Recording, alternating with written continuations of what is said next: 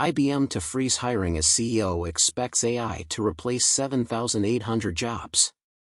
CEO Arvind Krishna says 30% of non-customer-facing roles could be axed in the next 5 years. IBM will freeze hiring as it expects about 7,800 jobs to be replaced by artificial intelligence, AI, in the coming years, the tech giant's CEO has said. In an interview with Bloomberg News, IBM CEO Arvind Krishna said he could easily see nearly one-third of the company's non-customer-facing roles being replaced in the next 5 years.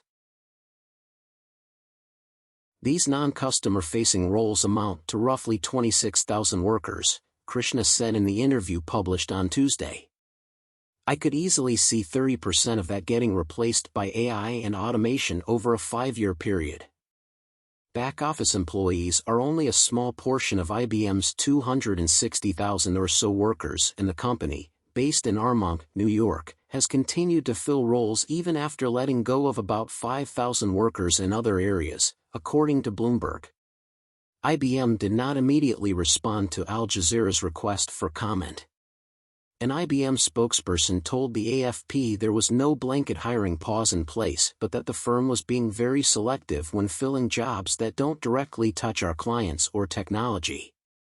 Krishna's comments come as the rapid advancement of AI-powered technology, including OpenAI's ChatGPT, raises the possibility of huge disruption to numerous industries.